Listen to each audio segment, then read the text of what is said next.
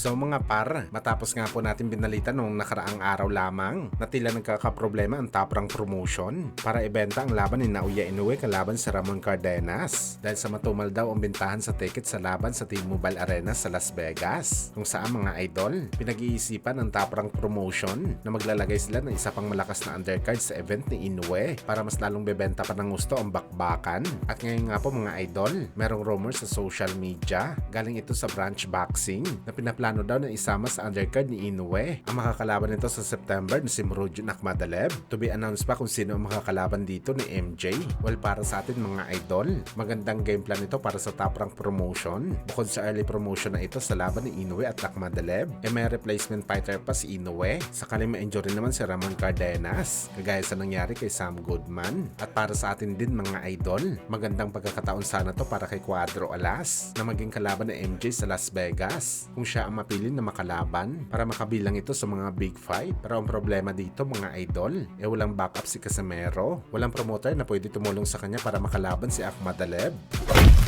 Samantala matapos nga po ang maraming lawsuit na hinaharap ni Ryan Garcia sa kanyang dating kalaban ni si Devin Haney, kung saan kabilangan dito mga idol ang kasong breach of contract, battery charges at fraud. Pero sa pagkakataon na to mga boss, ang Hapones na magsasampa ng kaso kay Bagito. Ito dahil nilabag daw ni Ryan Garcia ang pinagkasunduan nila na kontrata ng Rising Fighting Federation para sa bakbakan sana nito kontra kay Rukia Anpo sa Japan, kung saan pumirma daw si Ryan Garcia ng fight contract at nakakuha daw ito ng paunang bayad sa laban. Pinalampas daw mga idol ng Hapon si Ryan Garcia sa bagay na hindi nito nilabanan si Anpo dahil nagkaroon daw ito ng injury sa kamay. Pero laking gulat daw nila mga idol, niluluto na pala ang laban ni Ryan Garcia at Rolando Romero sa buwan ng Mayo at ang pinagkasunduan na labanan muna nito si Rukia Anpo na-echepwera na daw mga idol. Dagdag pa dito mga boss, isasama daw nilang Golden Boy Promotion sa pagsampa ng kaso dahil sila daw mastermind bakit hindi napalaban si Ryan Garcia sa Japan sa dahilan na simulat sa pool pa lang daw mga idol. Total ng Golden Boy sa exhibition fight ni Ryan Garcia sa Japan. Sila lang daw kasi ang may rights sa mga laban ni Bagito. Pero gayon pa man mga idol, duda pa rin tayo kung makausad ang kaso na to ng mga Hapon kay Ryan Garcia dahil mga Hapones po ang nagre-reklamo pero isang Amerikano itong si Ryan Garcia. At isa pa mga idol, may unang dahilan na si Bagito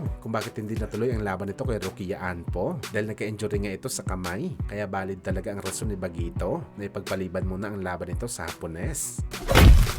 Samantala ilang oras na lang nga po mga idol bago mapalaban si George Kambosos Jr. kontra kay Willis sa Australia, kung saan mga idol last minute binida pa rin ni Kambosos ang ating pambansang kamao Manny Pacquiao. Isang honor daw mga idol na makasparing nito si Pacman, 250 rounds daw dati, at pinangako ni Kambosos na magagamit niya daw ang natutunan nito sa Pinoy sa gabi ng laban nito kay Willie. At alam daw ng lahat mga idol na palagi daw si Manny Pacquiao na sa kanyang corner, nakasuporta sa kanyang mga laban.